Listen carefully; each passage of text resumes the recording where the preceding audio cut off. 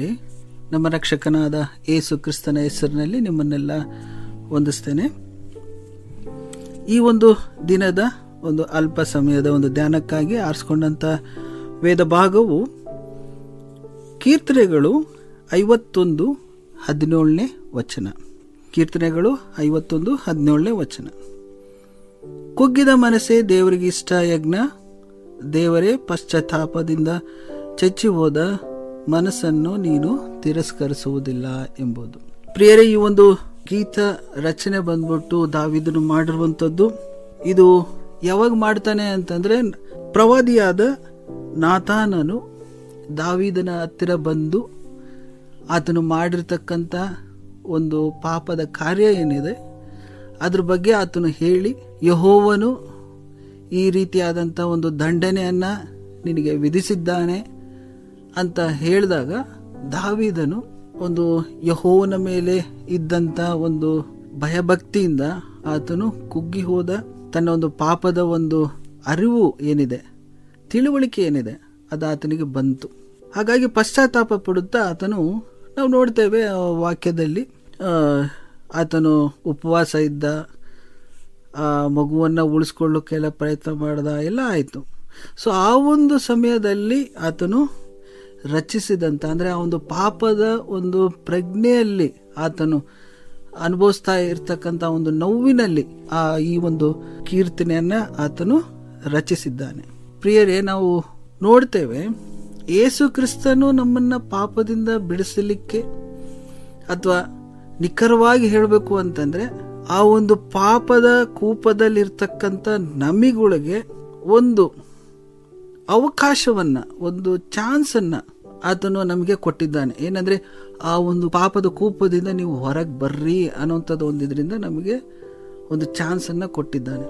So ಯಾರ್ಯಾರು ಆ ಒಂದು ಅವಕಾಶವನ್ನು ಬಳಸ್ಕೊಂಡು ಕ್ರಿಸ್ತನನ್ನು ಸ್ವೀಕರಿಸ್ಕೊಂಡು ಆತನೇ ದೇವರು ಅಂತ ಒಪ್ಪಿಸ್ಕೊಂಡು ಯಾರ್ಯಾರು ಮುಂದೆ ಬಂದಿದ್ದಾರೋ, ಅಂದರೆ ಬೆಳಕಿಗೆ ಬಂದಿದ್ದಾರೋ, ಆ ಒಂದು ಅವಕಾಶವನ್ನು ಒಪ್ಪಿಸ್ಕೊಂಡಿದ್ದಾರೋ ಅಂಥವ್ರಿಗೆ ಪಾಪ ಪ್ರಜ್ಞೆ ಬೇಡ.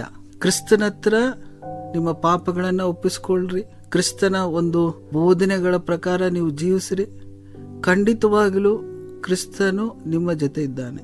ಆತನು ನೀವು ಎಂಥ ಒಂದು ಪಾಪಿಷ್ಠರೇ ಆಗಿರಲಿ, ಎಂಥ ಒಂದು ಘೋರವಾದಂಥ ಒಂದು ಪಾಪವನ್ನೇ ನೀವು ಮಾಡಿರಲಿ, ಆತನಿಗೆ ನಿಮ್ಮ ಪಾಪಗಳನ್ನು ಒಪ್ಪಿಸಿಕೊಂಡಾಗ, ಆತನ ಒಂದು ಚಿತ್ತಕ್ಕನುಗುಣವಾಗಿ ನೀವು ಜೀವಿಸ್ತಾ ಇರುವಾಗ ಆ ಒಂದು ಪಾಪ ಪ್ರಜ್ಞೆ ಬೇಡ. ಆ ಒಂದು ಪಾಪವೆಲ್ಲ ತೊಳೆದು ಬಿಟ್ಟಿದ್ದಾನೆ. ಹಿ ಹ್ಯಾಸ್ ಜಸ್ಟಿಫೈಡ್ ಅಂತಂದ್ರೆ, ನಿಮ್ಮ ಒಂದು ಆ ಒಂದು ಸ್ಲೇಟ್ ಮೇಲೆ ಇರ್ತಕ್ಕಂಥ ಒಂದು ಗಜಿಬಿಜಿ ಬರಹಗಳನ್ನೆಲ್ಲ ಆತನು ಅಳಿಸ್ಬಿಟ್ಟಿದ್ದಾನೆ, ಕ್ಲೀನ್ ಸ್ಲೇಟ್ ಮಾಡಿದ್ದಾನೆ.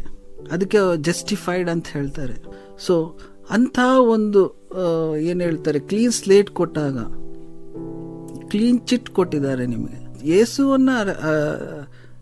ಯೇಸುವನ್ನು ಸ್ವೀಕರಿಸ್ಕೊಂಡು ನೀವು ಮುಂದೆ ಬಂದಾಗ ನೀವು ಪವಿತ್ರರಾಗಿದ್ದೀರಿ. ಆತ ನಿಮಗೋಸ್ಕರ ರಕ್ತವನ್ನು ಸುರಿಸಿದ್ದಾನೆ, ಅದನ್ನು ನೀವು ಜ್ಞಾಪಕ ಇಟ್ಕೊಳ್ಳಿ. ಹಾಗಾಗಿ ಪ್ರಿಯರೇ, ಒಂದು ಪಶ್ಚಾತ್ತಾಪದ ಒಂದು ಮನೋಭಾವದಿಂದನೇ ನೀವು ಜೀವಿಸುವಂಥ ಒಂದು ಅವಶ್ಯಕತೆ ಇಲ್ಲ. ದಾವೀದನ ಸಹ ನಾವು ಜೀವನ ಚರಿತ್ರೆಯಲ್ಲಿ ನೋಡಿದಾಗ ಆತನು ಈ ಒಂದು ಕುಗ್ಗಿದ ಮನಸ್ಸಿನಿಂದ ಆತನು ತನ್ನನ್ನು ತಾನು ದೇವ್ರ ಮುಂದೆ ಆತನು ಅರ್ಪಿಸಿಕೊಂಡಾಗ ದೇವರು ಆತನನ್ನು ಶಿಕ್ಷಿಸಿದ್ರು. ಮಗನ ಪ್ರಾಣವನ್ನು ಅವರೇನು ಉಳಿಸ್ಲಿಲ್ಲ, ಆದರೆ ಮುಂದೆ ಆತನನ್ನ ಉದ್ಧಾರಣೆ ಮಾಡಿದ್ರು. ಆತನನ್ನು ಶಿಕ್ಷಿಸಿ, ಆತನನ್ನು ಖಂಡಿಸಿ, ಒಂದು ಕುಗ್ಗಿದಂಥ ಒಂದು ಜೀವಿತವನ್ನು, ಶಾಪಗ್ರಸ್ತವಾದಂಥ ಒಂದು ಜೀವಿತವನ್ನು ಏನು ಆತನು ಕೊಡಲಿಲ್ಲ, ಆಶೀರ್ವಾದಿಸಿದ್ರು ಆತನನ್ನು. ನಾವು ನೋಡ್ತೇವೆ ಇಂದಿನವರೆಗೂ ಚರಿತ್ರೆಯಲ್ಲಿ ಆತನ ಹೆಸರು ಮೇಲೆ ಎತ್ತಿ ಇಟ್ಟಿದ್ದಾನೆ ಆತನು. ಹಾಗೆ ಪ್ರಿಯರೇ, ನಾವು ಸಹ ಒಂದು ಕುಗ್ಗಿದ ಮನೋಭಾವದಿಂದ ನಾವು ಯೇಸು ಕ್ರಿಸ್ತನ ಮುಂದೆ ಬಂದಾಗ ಖಂಡಿತವಾಗ್ಲೂ ಆತನ ನಮ್ಮನ್ನು ಸ್ವೀಕರಿಸ್ಕೊಳ್ತಾನೆ. ಎಷ್ಟೋ ಒಂದು ಸುವಾರ್ತೆ ಭಾಗದಲ್ಲಿ ನಾವು ನೋಡ್ತೇವೆ, ಎಷ್ಟೋ ಒಂದು ಸಾಮ್ಯಗಳ ರೂಪದಲ್ಲಿ ಯೇಸು ಕ್ರಿಸ್ತನ ಅದನ್ನು ನಮಗೆ ತಿಳಿಪಡಿಸಿದ್ದಾನೆ. ಕಳೆದು ಹೋದ ಮಗನ ಒಂದು ಸಾಮ್ಯದಲ್ಲೂ ಸಹ ನಾವು ನೋಡ್ತೇವೆ. ಮಗ ಎಲ್ಲೋ ಪಾಪದ ಒಂದು ಜೀವಿತಕ್ಕೆ ಹೋದ, ಆದರೆ ವಾಪಸ್ ಬಂದಾಗ ತಂದೆ ಆತನನ್ನು ಅಪ್ಪಿಕೊಂಡು ಹಬ್ಬ ಮಾಡಿದ್ರು.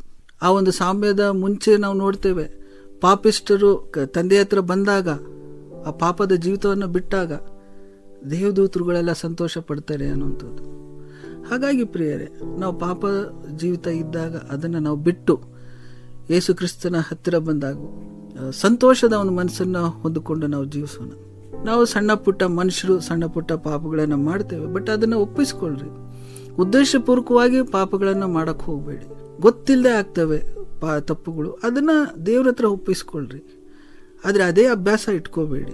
ಒಂದು ಬಿದ್ದಾಗ ಎದ್ದೇಳಿ ಮುಂದೆ ಓಡಿ. ಪೌಲನ ಹೇಳಿದ ಹಾಗೆ ತಿಮೋತಿಗೆ ಪೌಲನ ಹೇಳ್ತಾನೆ, ನನ್ನ ಓಟವನ್ನು ನಾನು ಓಡಿ ನಾನು ಮುಗಿಸಿದ್ದೇನೆ ಅನ್ನೋಂಥದ್ದನ್ನು. ಅದೇ ರೀತಿಯಾಗಿ ನಿಮ್ಮ ಒಂದು ಜೀವಿತದಲ್ಲಿ ಸಹ ನಿಮಗೆ ನೇಮಿಸಲ್ಪಟ್ಟಂಥ ಒಂದು ಓಟ ಏನಿದೆ ಅದನ್ನು ನೀವು ಓಡ್ರಿ, ಧೈರ್ಯದಿಂದ ಓಡ್ರಿ. ಯೇಸು ಕ್ರಿಸ್ತನೇ ನಿಮ್ಮ ಹಿಂದೆ ಇದ್ದಾನೆ. ಧೈರ್ಯದಿಂದ ಓಡಿ ನಿಮ್ಮ ಓಟವನ್ನು, ನಿಮ್ಮ ಒಂದು ರೇಸ್ ಏನಿದೆ ಅದನ್ನು ನೀವು ಮುಗಿಸ್ಕೊಳ್ರಿ. ತಂದೆ ದೇವರು ಯೇಸು ಕ್ರಿಸ್ತನು ನಿಮ್ಮ ಜೊತೆ ಸದಾ ಇರ್ತಾನೆ. ಆಮೇನ್.